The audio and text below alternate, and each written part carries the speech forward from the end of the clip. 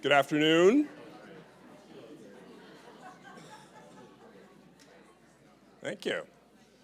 Good afternoon. For those of you who don't know me, I'm Charles Whitaker, the Dean of Medill, and I'm here to welcome you to the presentation of the 16th James Foley Medill Medal for Courage in Journalism.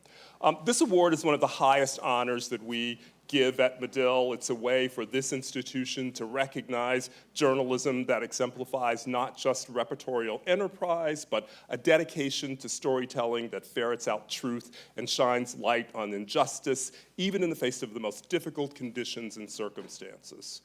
It was the decision of the Medill Board of Advisors to create this award, and I'd like the members of our board to stand, who are present to stand to be recognized. Thank you.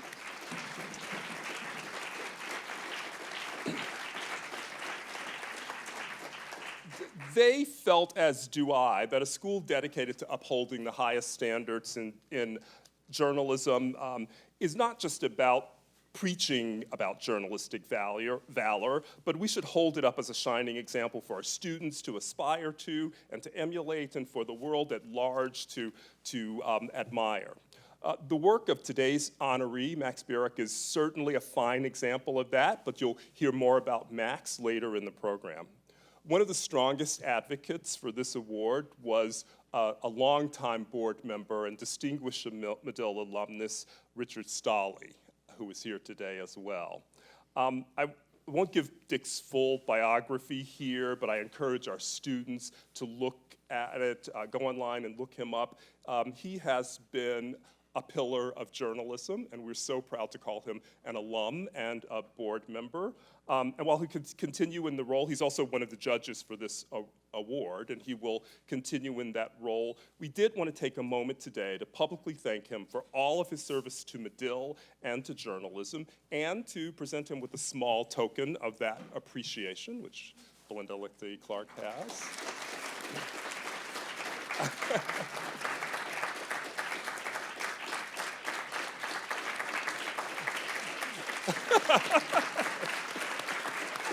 Thank you, Dick. And now I'd like to welcome to the stage Professor Ellen Shearer, Medill's Washington Bureau Chief, who will also introduce another special guest who will join us via video. Ellen.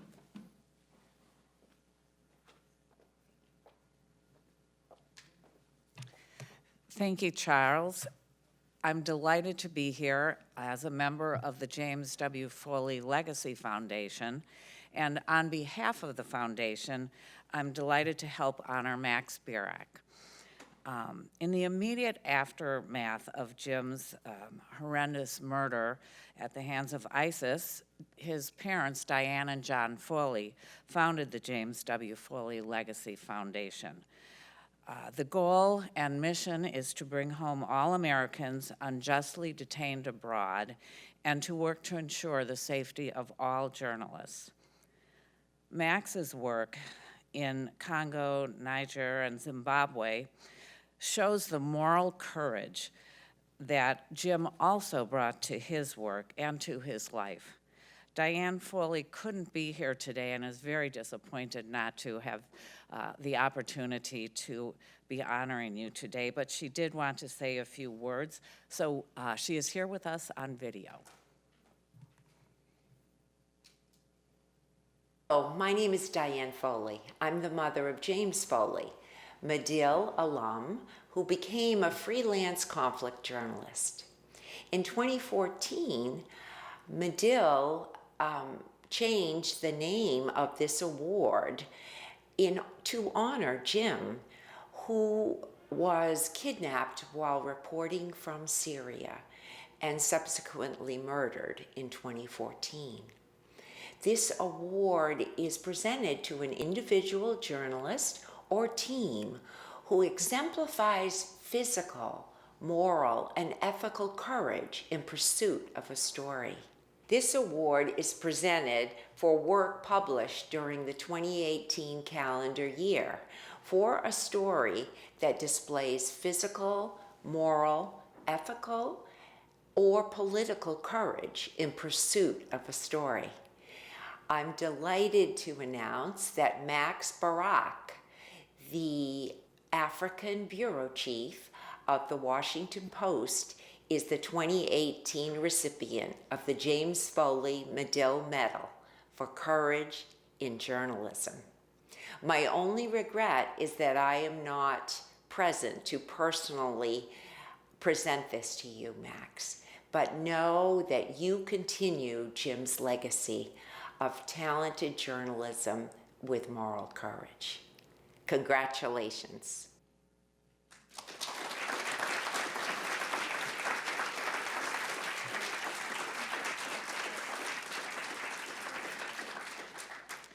And now I'd like to ask two of the Foley Medal judges, David Jackson and Donna Leff, to please join me up here.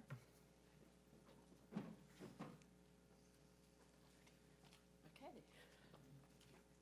So I'll speak for us, and then Max will come up. Okay, so on behalf of fellow judges, David Jackson, who's himself a Pulitzer Prize-winning investigative reporter, and actually for the Chicago Tribune and for the Washington Post once, Max, and actually won this award in 2011, and Dick Stolley, who you already got a good introduction to. It's my pleasure to award the 2018 James Foley Medill Medal for Courage in Journalism to Max Duggar Bearak. This award recognizes Max's extraordinary courage as the Washington Post's Nairobi bureau chief for stories in Congo, Niger, and Zimbabwe. The range of his reporting in Africa is a complete portfolio in bravery, covering a geographic beat in an incredibly rich way. He's lived and worked in Africa, and when he did the work we honor today, he was actually the Post's only reporter on the entire continent. I actually consider him a role model for all of you. I'm glad there are students here.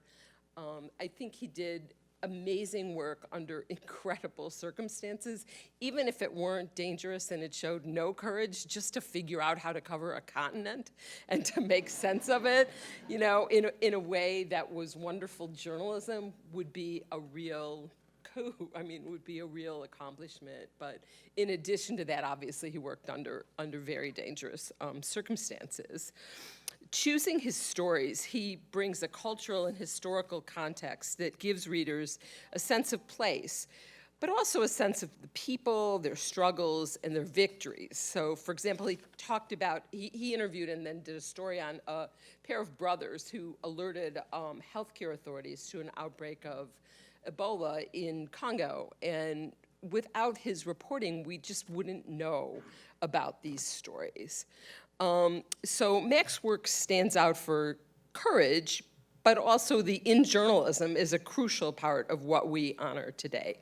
Max writes vivid, richly detailed stories where his familiarity with the countries and their people make him able to focus on the human connections that bring his subjects to life. For faraway readers, that would be us. Last night at dinner, I told Max that I thought his work was important because his stories open a window on areas that most of us never visit and know little about. And he replied that he worries that nobody cares, that he wonders whether anyone cares when he writes these stories. So actually, we're all here to say, yes, Max, we do care. Your stories make us care, and that's your gift, and that's your achievement. And we're proud to honor you with this medal.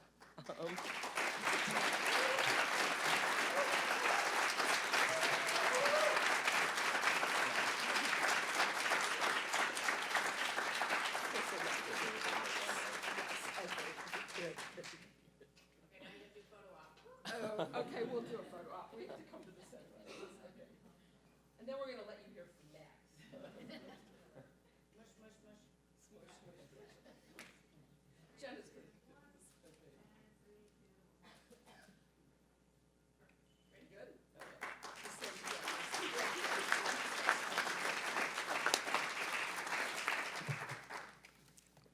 Well, this really is an immense honor for me. Thanks, Donna, and thanks to the board, to all of you, for coming to hear me today. It occurred to me earlier that I'm starting my speech in the same way that I do many of my stories, with an anecdote. My editor, who's here today, he might tell me to tighten up the lead. And I know that with stories, especially about Africa, I have to hook your attention quickly. And I promise that I'll get to the point soon. I wanted to accompany this speech with some visuals. We'll get to that. So first, a twilight in Congo last May. The scene is idyllic. I'm with a colleague in a dugout canoe, slowly paddling our way across the Congo River. The sun is setting, sound of laughing and river birds hang in the air. I remark to him how wide the river is, and Etienne, my translator, who you see there, he tells me what I see on the other bank is not the other side of the river, it's just an island, and there are actually 7 more channels in the river beyond it. The Congo River is not a mile wide, it's many miles wide. And in that moment, we're very satisfied with ourselves, and we're relaxing after getting the job done. I'm the only American journalist who've made it to Mbandaka, a city on the Congo River, more than 1 million people, which at the moment was very much so on edge after Ebola had been confirmed in the city. And Etienne was happy. He had landed a lucrative translating gig, his first in a while.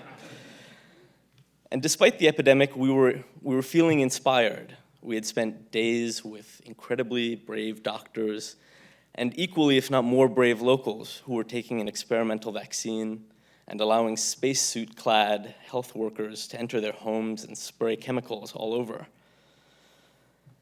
While part of the reason I'm getting this award today is because I've spent a good deal of time over the past year and a half proximate to Ebola, a disease that I would say inspires a special paranoia, its name synonymous with the most painful imaginable death. The moment of courage on this particular trip came after our encounter with the disease, after our trips to the quarantine clinics were over and done with, when Etienne and I rowed back to shore. Because waiting for us on the dock was an immigration official. He arrested us. And with a very serious face, he told me that I was accredited to report in the city, but that I was not accredited to report on the river. It was a very plain attempt, and one that I've become used to, at extortion. He wanted a bribe. And I'll spare you the details of the interrogation that followed. Most of it looked pretty much like this for 4 hours, sitting with a very nice man. But what is important is that in that moment, Etienne, who I had thought of as a somewhat meek person, who had capably done his work, suddenly became my hero and changed how I thought about courage. As more and more security officials joined this group sitting here and telling us how grievous our transgression was, and telling us that only large sums of money would suffice to sort out the situation, Etienne would not cave. He took on the most powerful people in his city on behalf of me, who he would likely never see again. And in the end, it was the fat men with their nice cell phones that were the one to cave. I tell that story because I know that while I've drawn on a well of courage that's within me, my work is more often a mirror of courage, a reflection that you all see when you read my stories, one that glints with the courage of others. Etienne and many of the fixers and translators that I work with are from countries where a policeman can have you killed because you stood up to him in front of other men. Arrests for most are indefinite, studded with torture, not a 4-hour interrogation that you get out of, no matter how menacing it was at the time. For many of Etienne's compatriots, the only way to make a living is by joining Congo's brutal national army or the militias that fight against it, or in other areas, backbreaking work in mines that often collapse. The same ones that produce minerals that are in each of your pockets right now. The places that my work takes me are often like this. I'm surrounded by people, millions of people in fact, who are drawing on much deeper wells of courage than my own. They're living without the most basic services from their governments and without possibilities of justice if they're wronged. These places are not libertarian paradises. They're entire republics of grit and courage. And so when I think about my own well of courage, I think about how I've relied on others to fill it up. Some who guide me by example, like Etienne, who stood for what was right, or by reassurance, like my parents and my editors. For me, courage has largely come from being told that I'm capable. Cover the entire African continent for the Post at age 27? Sure. Who told me that I wasn't capable? But that brings me to the second man who I wanted to speak about in this speech. I met him in the desert in Niger, in West Africa, a place under frequent attack by Boko Haram, reporting another story for which I'm being awarded today. And his courage stemmed from being told that he was insane, a madman doomed to fail. And he too changed the meaning of the word courage for me. While other people saw Boko Haram as a cancer worthy of complete annihilation, Dandano Lawali, a local governor, saw kids who had joined because they'd been given no better option by his country and his government. Where his government and military and its American advisors had concluded that Boko Haram's fighters were worthy of being killed, however young they were, or even if they had been kidnapped, Lawali saw salvation and a guarantee to work as the way out of a cycle of violence that produces endless misery in places like Niger. He scripted radio advertisements, met with village elders, even talked over the phone with Boko Haram's chief commander in the area and proposed all of them amnesty, essentially promised to take them into his own house and feed them. He would tell them, you can become carpenters. You can buy the motorcycle you want with money that you earned honestly. You don't have to be a terrorist. We'll give you a new life. And the program that he began is now the most successful de-radicalization program in Africa and supported by the US State Department. He's another of a tribe of mostly unsung heroes and a man who will probably never make it onto any award shortlist. I don't say this to imply that in carrying out my duty or what I believe is my duty to bear witness, that I haven't made decisions that others wouldn't have, some of which have put me in danger for the sake of my work. For instance, in Zimbabwe, on August 1st of last year, I chose to stay in the capital's downtown even after opposition protests against an election perceived to be rigged had turned violent.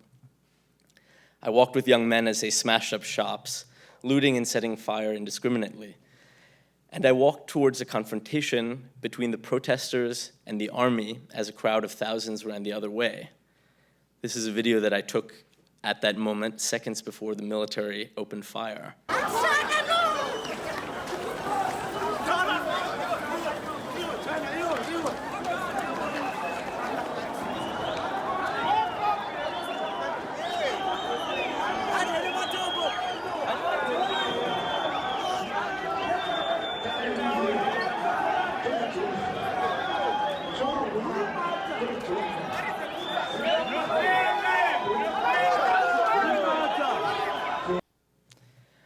About 5 seconds later, men on either side of me were shot, and I was lucky to be unscathed.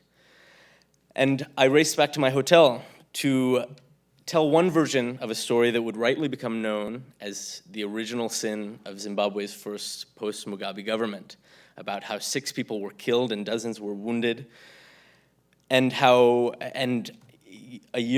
than a year later, how Zimbabwe has not prosecuted any of the people that perpetrated this crime. But we know what happened, partly because I witnessed it and others witnessed it there in Zimbabwe and in similar situations in Sudan and in other countries, as journalists do every day across the world. The stories that I'm being awarded for today come from places in Africa in which life is hard. Governments are often your worst enemy. And the shame and the ostracism that the people from those countries feel from the rest of the world is constricting and ever present. Try being from Niger or Congo or Zimbabwe and getting a US visa, for instance. Or try being from there and simply going to a bordering country and see how you're treated there with contempt. In Congo and Niger in particular, most people live without even the most basic things, things that we would consider human rights, like functioning clinics and electricity and running water and schools where teachers show up every day. But if there's one thing that I can impress upon you all today, I want you to know that most of Africa is not that. Even if most of the stories that you read about Africa, even if most of my stories are about that.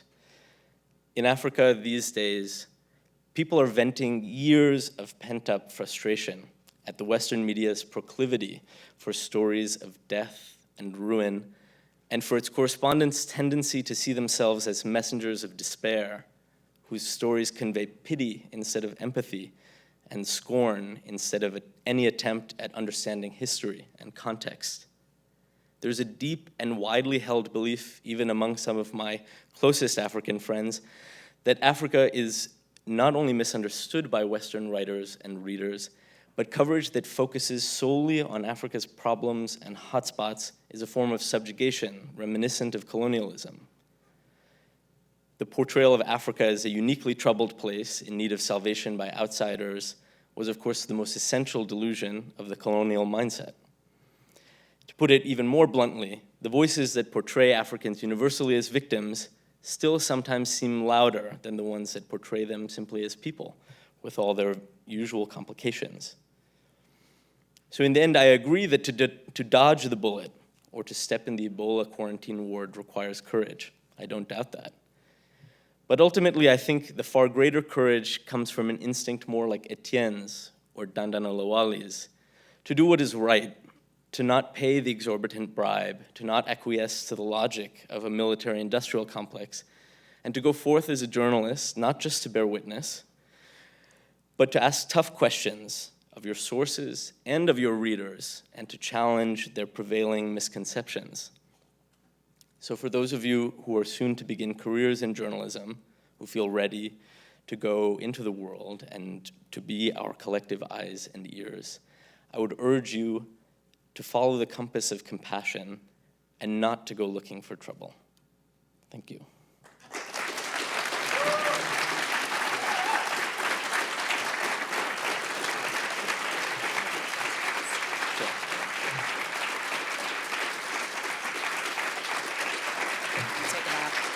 It's okay. Thank you.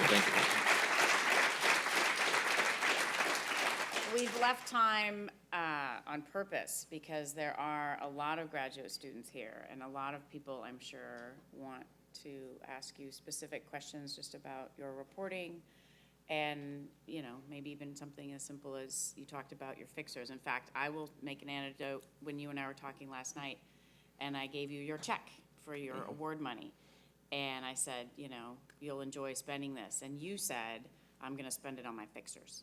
So that maybe is a good place to start, and maybe just talk briefly, and then we'll have roving mics. Talk a little bit about the importance of those fixers, and how do you make that work and get them, the trust, and then I'll Sure.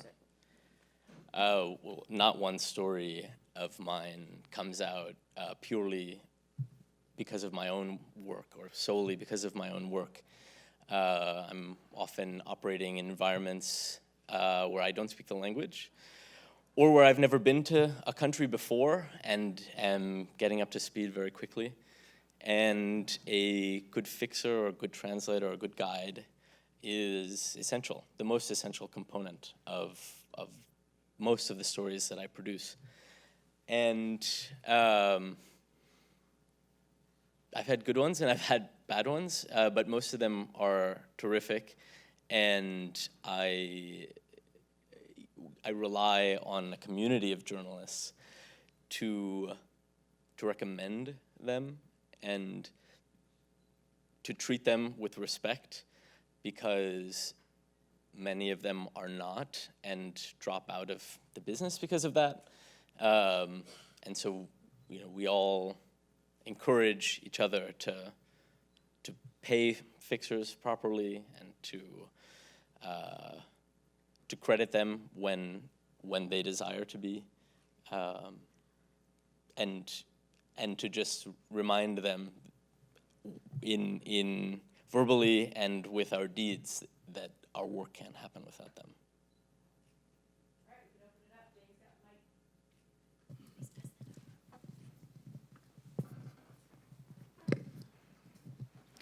Hi, my name is Adam Rhodes, and I'm a Medill student. You mentioned the kind of misconceptions that can drive the narrative in reporting in these remote areas, and how do you make sure that you aren't kind of continuing that narrative? How do you kind of challenge that narrative that is ascribed to Africa? Well, I guess I'd firstly say that I don't always succeed. It's tough. We are conditioned in a lot of ways to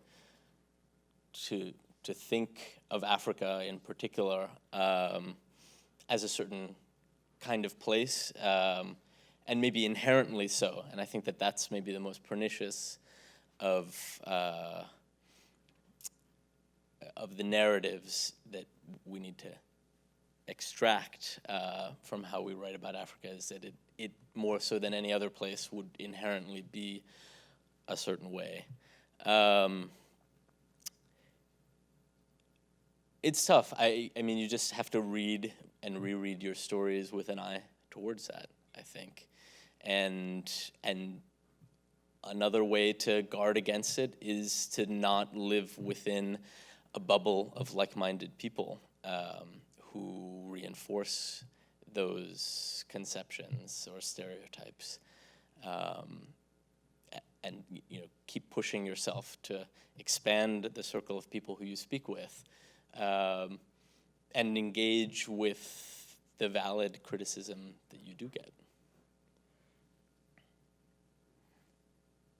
Max, can you talk about some of the non-Western journalists that you've encountered as people? Who are some of the people that really made an impression on you?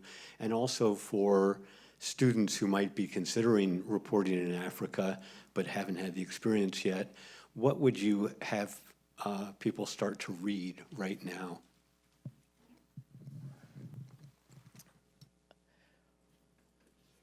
Well,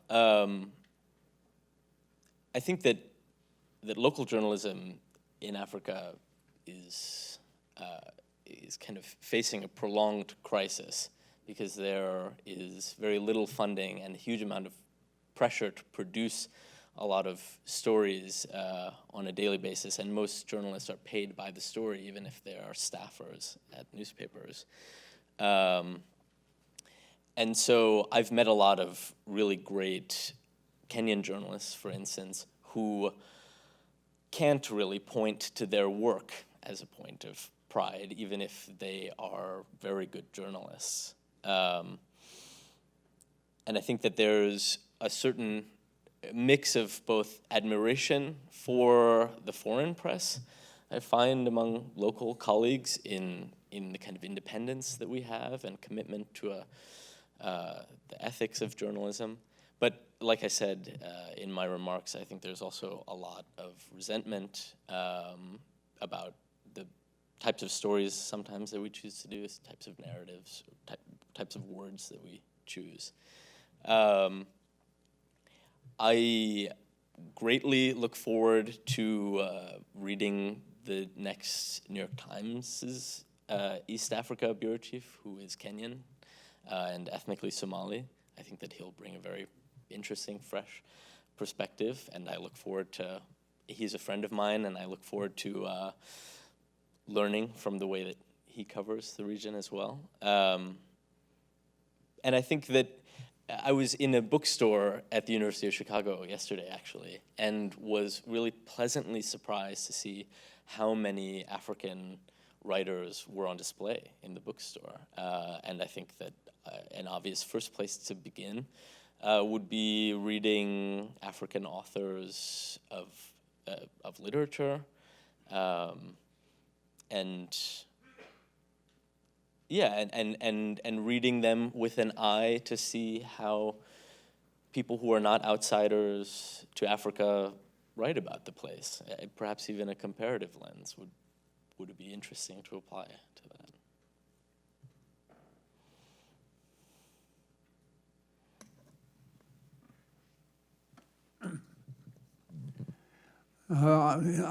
Having worked in both this country and overseas, something you said struck me at the end, the compass of compassion. How do you teach editors in New York about that compass, as well as teaching journalists in the field? Well, I'm obliged to say that my editors carry that compass with them.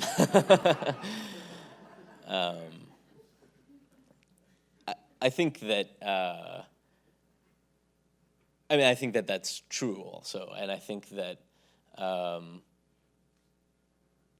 just because I said that I try to follow that doesn't mean that I always succeed in it. But I think that it's just a good test to run story ideas by, how am I going to go to a conflict zone or to an epidemic zone or into a slum in Nairobi and write about this place in a way that does not portray the subjects of the story as powerless or as kind of specimens to be studied, and I think that brings me back to the first question from Belinda about fixers. I can carry that, but if the person that I'm working with isn't, then that presents another problem. So like you said, with editors, and I would say with translators as well, everyone has to be on that same page. And so it requires having good relationships with both editors and other colleagues, so that there's no breakdown in communication such that a story ends up reading in a way that you are, in the end that you feel has not humanized the people who've been courageous enough to give you their story.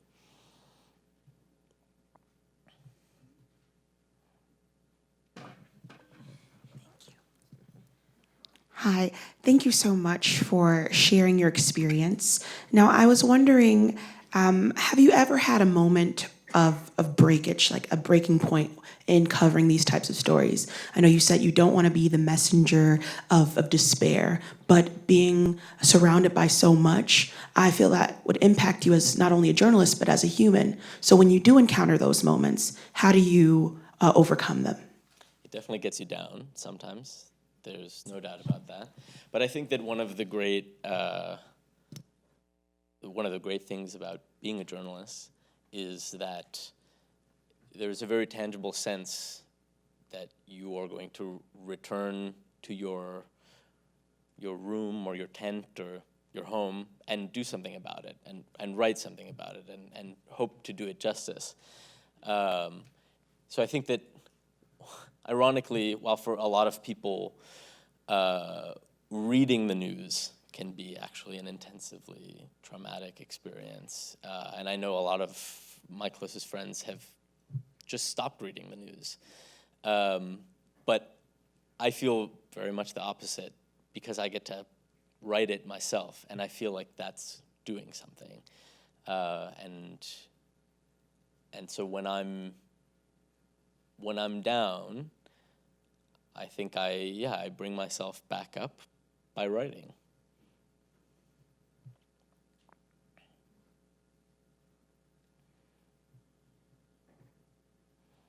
Hi, I'm Nicole Gerton. I'm an MSJ student. I just want to know a little bit more about your background. How'd you go from graduating J school to covering a continent? Sure. Well, I didn't go to journalism school, actually. And after graduating from undergrad, I moved to India, where I had been living as a kid with my parents, who were also journalists. And I actually moved there to work on a traveling water and sanitation themed carnival. And that experience, while magical in some ways, actually really turned me off to a certain kind of aid work or humanitarian type intervention.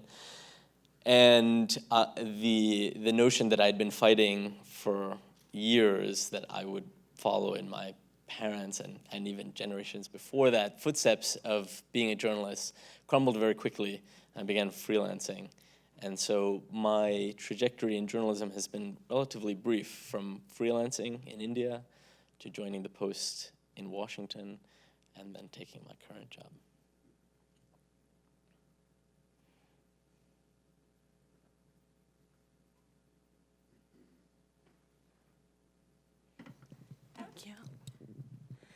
Hi.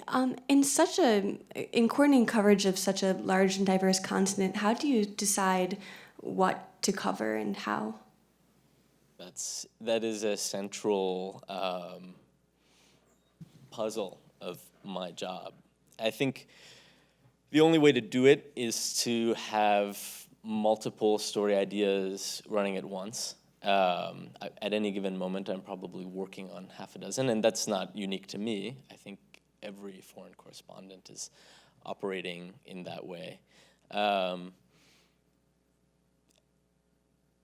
In the African context in particular, I think there are immense logistical hurdles, simply because of the number of countries and each of them having their own processes for visas and accreditations, and it's juggling not just the stories, but a lot of paperwork too.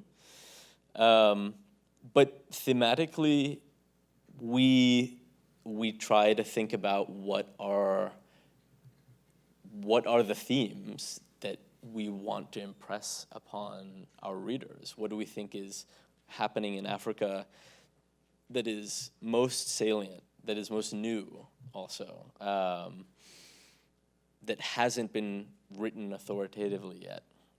And so, there's kind of a secret blend of spices or some kind of algorithm that I don't exactly know what it looks like, that allows us to choose. And then there are some times when it's really obvious, when there's a big story or an election or an epidemic of some sort, something like that, yeah.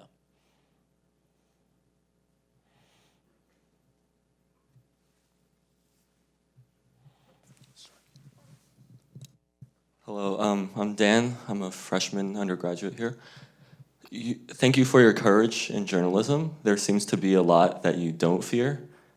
I want to know, what do you fear, and what are you scared of?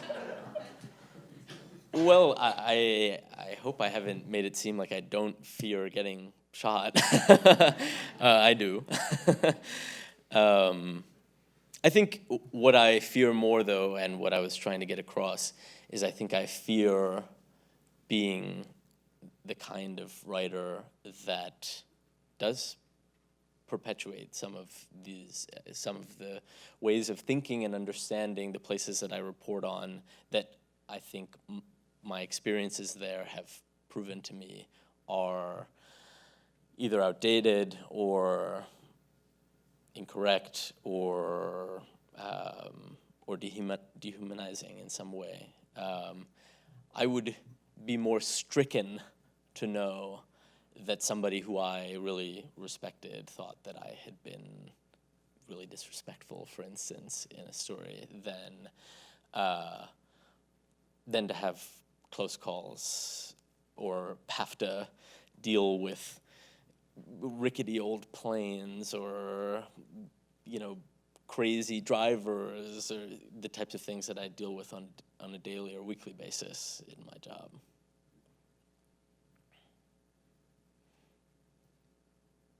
Hi, I'm Allison. I'm an MSJ student. I just wanted to know, practically speaking, when you're covering marginalization and deprivation in African countries, what are the steps you take in your reporting and writing to maintain the dignity of the subjects? I think above all, it takes time, which I often am wishing that I would have more of. But that's, sometimes just because of logistical constraints, that's not possible. But in the best circumstances, you establish a rapport with the subject so that they understand very well who you are, why you're there. And I think one of the toughest things that I deal with is that with a lot of the people I'm writing about, journalism is a new concept, one that I'm describing to them from scratch. Now, storytelling is not new, of course, but the idea that somebody would come from Nairobi or from Washington and want to know intimate details of their life without anything clear that they're getting in return for it is, I get a lot of quizzical looks. So you need at least 20 minutes probably to just get past that. And I think that I would probably in any of these questions, I could come back to the question of fixing and translating. I rely almost entirely in those situations for somebody else to do, to be the one that has, we both have to smile and we both have to be, speak in a way that is understandable. There's no kind of 5-step process per se, but it's really just about presenting yourself honestly and saying this is why I'm here, and you can choose to speak with me or not, but hopefully you get what I'm trying to do.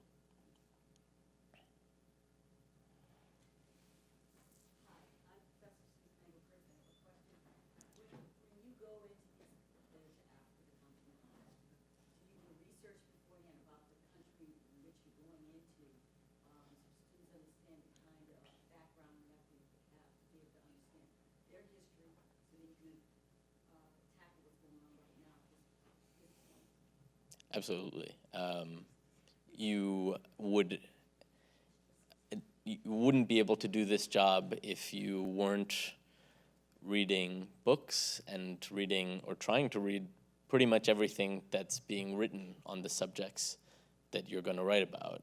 So long car rides, the flight to the place, I don't watch Netflix. I pretty much print articles and read them in bed. I think that that's a crucial aspect to the endeavor. And really the only way to ensure that this kind of misrepresentation doesn't happen. And the times that it does happen, I think it comes about because you didn't read enough, or you only read one kind of story.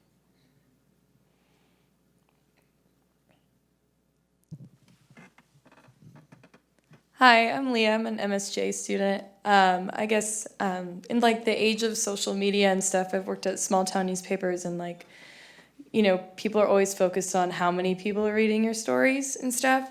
So I'm just thinking this is such a specific topic. Who are you writing for? What is the audience that you keep in mind? And how does that drive your story angles? Because if you're trying to appeal to everybody who subscribes to the Washington Post, or is it a certain type of audience? Well, in a very literal sense, we know a lot about who we're writing for. And in our particular case, the readers are overwhelmingly American. And so it's worth it to keep that in mind. And I think that that's why I am focusing a lot on the idea of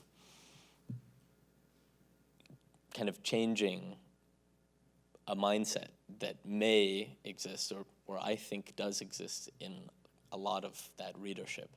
That said, there are stories that I've written that have even gotten a predominantly African audience. There are stories that I've written a year ago that people still approach me about in Kenya, for instance, and say, that was a great story. Or even just a couple of days ago, the Kenyan military had its first kind of like internal symposium on PTSD, and we think that came about because we wrote a story about it, and we're the only ones who have written a story about that in Kenya. So there are indications sometimes of local readership, but by and large, we're writing for people here.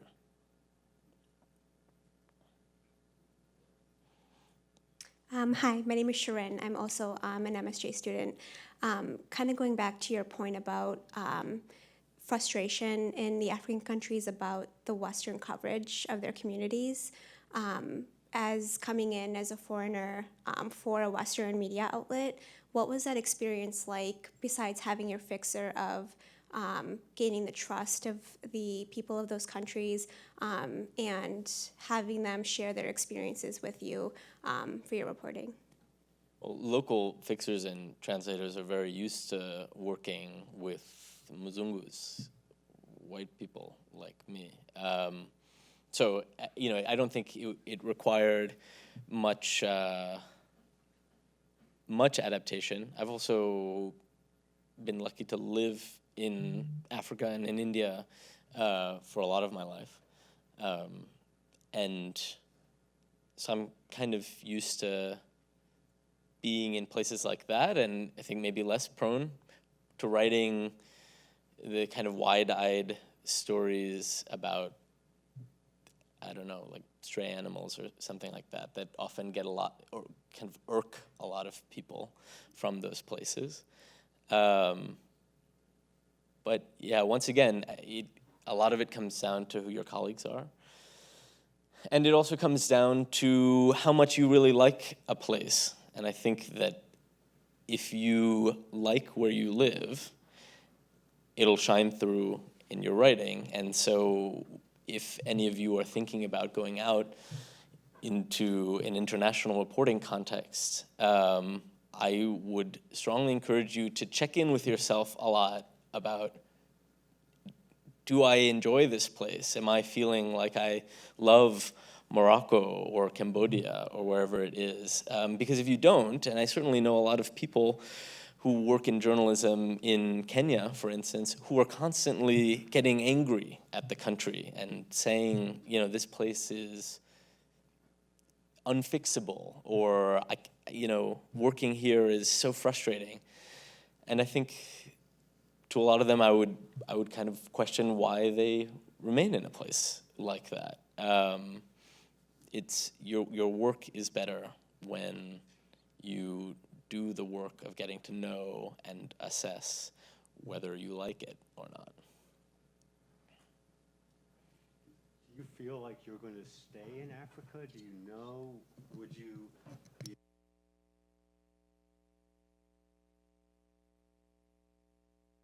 I think that it couldn't be anywhere. I think kind of taking off what I was just saying, it would have to be a place that I felt like I was going to really enjoy being in and really connect to, or else the writing will be disconnected.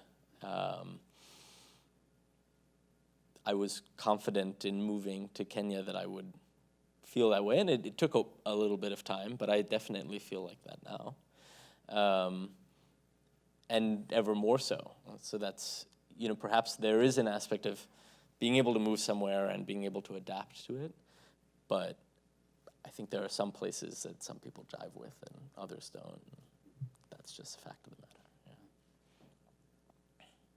I was super curious about how you find your stories. I mean, you sort of mentioned, well, obviously the election in Zimbabwe, that's obvious. Sure. But when it's not so obvious, and do people call you with story ideas or come up to you on the street? Or, I mean, I just sort of think of the various ways people get stories here. Or do you watch things and then say, that would be a good story. But I mean, from Nairobi, that's pretty hard for a whole continent. So, Right. So just curious, how does that work? I think you only end up finding the stories that you do based on the company that you keep, at least in my context now. So, looking back at the list of stories that I've written, probably I could point to some kind of personal connection with almost all of them. There are some that explain themselves, like an election or something like that, which has an obvious peg. But the PTSD story that I just brought up, that was from a conversation that I overheard at a ShopRite grocery store. So that's not even the company that I keep. But it can be very random, or it can be based kind of on conversations that friends and other journalists and other people who I'm near with are having. And then very occasionally, for the PR people who are listening out there, very occasionally, from a PR pitch.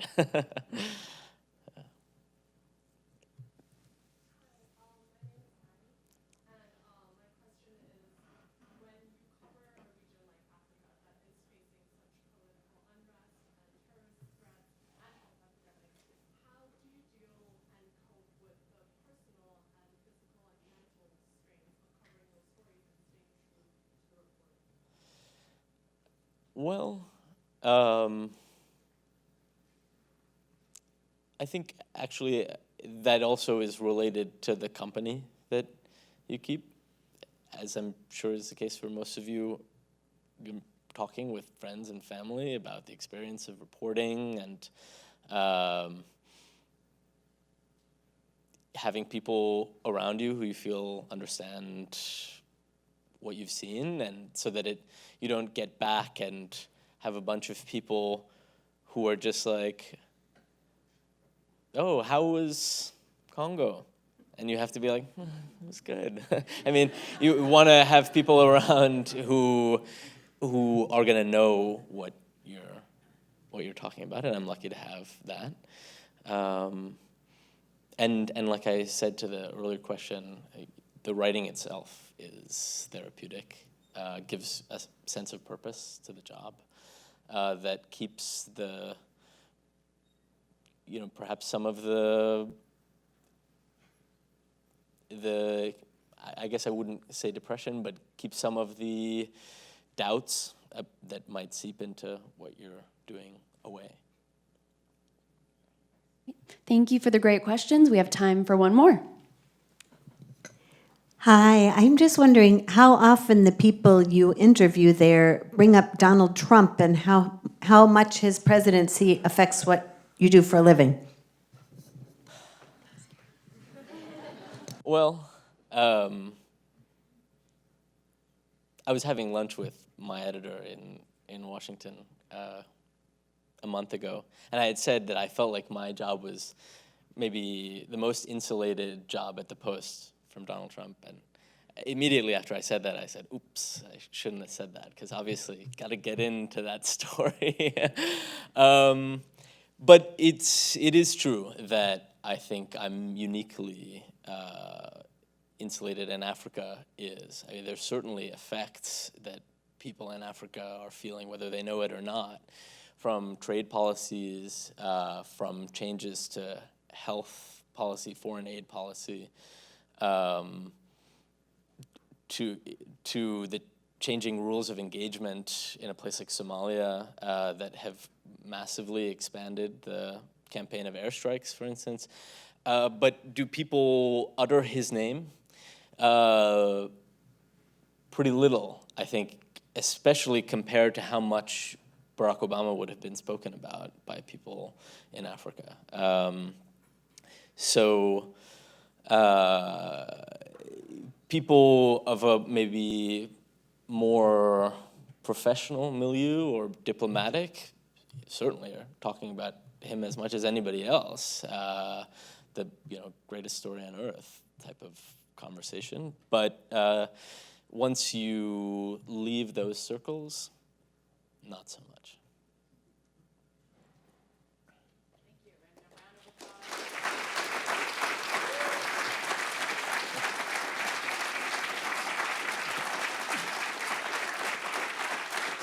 Thank you.